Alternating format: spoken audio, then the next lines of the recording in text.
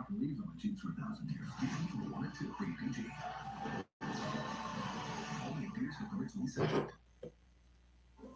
Sustain presents Multi-Symptom Dry Eye Relief, starring Stacy, the Stinging One. Sustain Complete, her solution. Its unique formula gives 8 hours of multi-symptom relief. Open your eyes to less.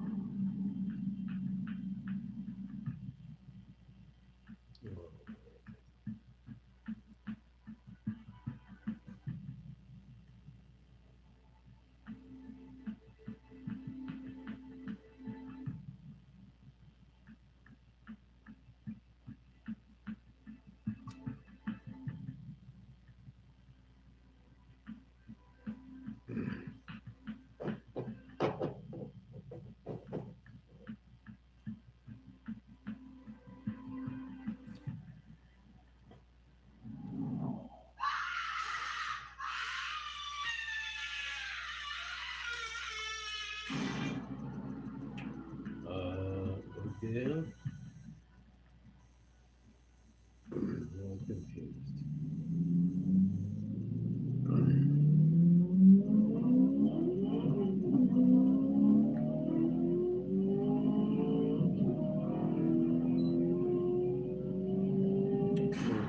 of the wires.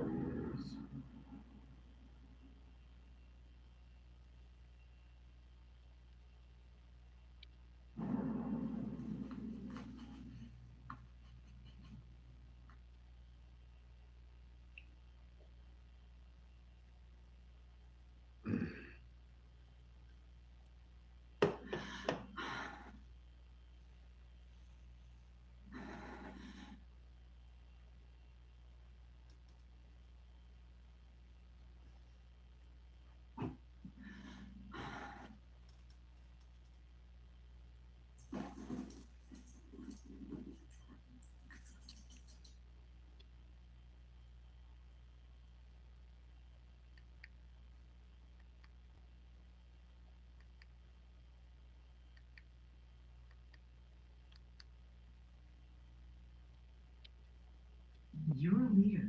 You have a vision, but do you have visibility? With Smartsheet, you do. Smartsheet helps leaders inspire their teams to plan, execute, and scale work to deliver results faster. Aligning your teams around a shared vision is not easy, especially in the face of unexpected challenges. It takes the ability to pivot with ease. It takes standardized processes and seamless collaboration. It takes a whole lot more than you can cover in just one ad. It takes Smartsheet.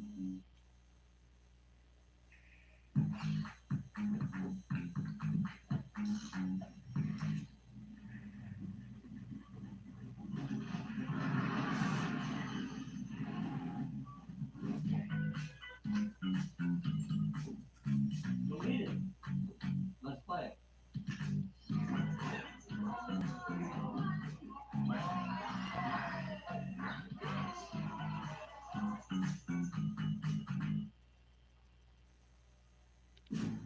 Imagine a world where energy was so clean and abundant that it was no longer a limiting factor in the growth of civilization. Governments, research organizations, and companies all across the world are racing to achieve a fusion power breakthrough. It would mean the end of fossil fuels, a technology so impactful, its invention could be compared to man's earliest control of fire. Many critics say it's impossible, but one company believes they've cracked the code. So David, are you building a machine that will produce cheap, clean, abundant energy in our lifetime? That's the goal. So Helion Energy is building fusion generators. Our goal is to build 50 megawatt scale generators that generate clean, safe electricity. According to Helion, your home might be powered by fusion much sooner than anyone expected. But why is fusion considered the holy grail of energy? If you could design the perfect energy source, it would have an inexhaustible supply of fuel, be environmentally friendly, not take up much space, and have a high degree of safety. Fusion power, an experimental form of power generation that harnesses the energy released when two atoms combine, fits the bill. Research into fusion power began in the 1950s, and scientists have been able to fuse atoms in a laboratory setting for decades. But no one has yet been able to demonstrate fusion in a practical way to generate electricity. The potential is enormous. Just 1 gram of Helion's fusion-fueled deuterium contains enough energy to power a home for an entire year, and its supply is virtually unlimited, found in small concentrations in all water on Earth. The fuels considered for fusion power have traditionally all been isotopes of hydrogen, protium, deuterium, and tritium. And what we saw is that there's some better fusion reactions. And deuterium and a rare isotope of helium, called helium-3, and you fuse those together and make helium-4 and a tremendous amount of electricity. But what is nuclear fusion? How can just 1 glass of anything contain as much energy as 10 million pounds of coal? To answer that, we must enter the inconceivably small and impossibly strange world of the atom. The atom is the smallest unit of ordinary matter that forms every element in the universe. Every atom is composed of a nucleus and 1 or more electrons. If we zoom into the nucleus, we'll find it's made up of protons and neutrons. Because neutrons are neutral, nuclei are positively charged. If you heat atoms to high enough temperatures, they lose their electrons, forming a hot cloud of charged particles called a plasma. Atoms are always moving, vibrating and bouncing around. The denser the plasma, the more likely it is that nuclei will collide. But positively charged nuclei repel each other if they get too close. The hotter the plasma, the faster the charged particles move. And the faster a particle is moving, the more kinetic energy it has. When nuclei collide at high enough speeds to overpower their electrostatic repulsion, they can get close enough to be overcome by a stronger attractive force, called the strong nuclear force, and they snap together. When 2 light nuclei combine to form 1 heavier element, the reaction is known as nuclear fusion. This element weighs slightly less than the sum of its parts. The missing mass, or deficit, was released as pure energy, up to 4 million times more energy than burning fossil fuels. In the core of the sun, gravity produces incredibly high pressures, compressing elements to densities higher than the heaviest metals and to temperatures over 15 million degrees Celsius, perfectly extreme conditions for hydrogen to fuse into helium. The sun is Earth's largest source of energy.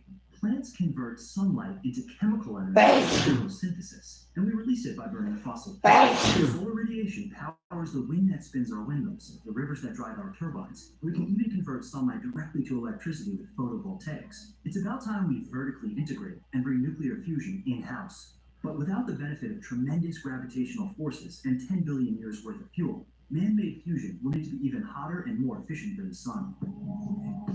In a man-made fusion device, you must not only configure it so hot it will vaporize anything it touches, but also harness this chaotic thermonuclear reaction to generate more energy than is being lost to the environment. No. And that's the critical parameter of, did you make a fusion fuel dense enough? Are the particles close enough together? Are they hot enough so that they can actually react with each other? And are they around long enough to create a lot of reactions? It turns out, bottling a star is one of the most difficult technical endeavors ever attempted on Earth. So I think the hardest part about fusion is that we have a combination of engineering and physics disciplines that all come together, and they all have to work. And so you have not only the complex physics around the electromagnets and the fusion plasmas itself, but you also have these systems that operate at high temperature, high stress, high pressure, and most importantly, you have to do it in a way that's commercially relevant. Helium's key to solving the ultimate energy puzzle is contained in these purple glowing rings that are fired at over 1 million miles per hour.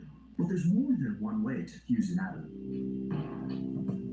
In fusion, there's 3 key groups of approaches. In magnetic fusion, the goal is to contain a very hot plasma in a steady magnetic field for a long time, until it ignites and forms a self-propagating fusion reaction. In contrast, inertial confinement fusion relies on achieving higher plasma densities.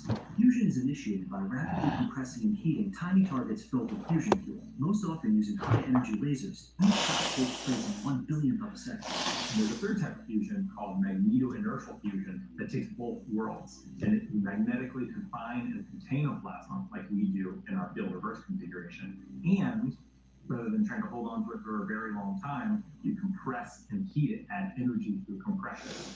And in our case, you end up right about in the middle, where it all happens in about 1,000th of a second. While fusion reactions have been successfully demonstrated by various approaches, this does not guarantee these methods could ever be scaled up to produce electricity in a commercially viable way. So in fusion, one of the biggest challenges we have is we know how to heat a fusion fuel, we know how to put energy in, and we've watched fusion reactions happen for a long time. The challenge is you need to get more energy out than you put in. And from Helium's point of view, it's even more important than not just energy out, but electricity out. Heating fusion fuels to astronomically high temperatures requires a tremendous input of power. The first hurdle is to achieve break-even by producing at least as much power as we put into heat the fusion fuel. So far, none of the 35 private companies and 81 research organizations working on fusion have broken even. But breaking even is not enough. In order for fusion power to be practically viable, you need to extract more usable electricity than it takes to run the whole fusion power plant. To do this, the rate of energy production by fusion must not only exceed the rate of thermodynamic losses, but also produce enough of a surplus to overcome all the various energy overheads in a fusion facility to produce net electricity. To understand how Helion plans on becoming the first to achieve net electricity gain, let's find out what traditional nuclear fission power has in common with most approaches to fusion. In the reactor at the heart of modern nuclear power plants, heavy nuclear fuels like uranium-235 are split into lighter elements, releasing huge amounts of heat. Nuclear power plants have been in operation since 1951, but still generate electricity the same way we've been doing it since the 1800s, using heat to generate steam that spins a turbine connected to a generator. Other thermal power sources such as fossil fuels, geothermal, biofuels, and concentrated solar power all rely on basic electromagnetic induction to convert rotational energy into electricity. Many experimental approaches to generating electricity from fusion function in a similar fashion, but Helion believes they have a shortcut. So one of the things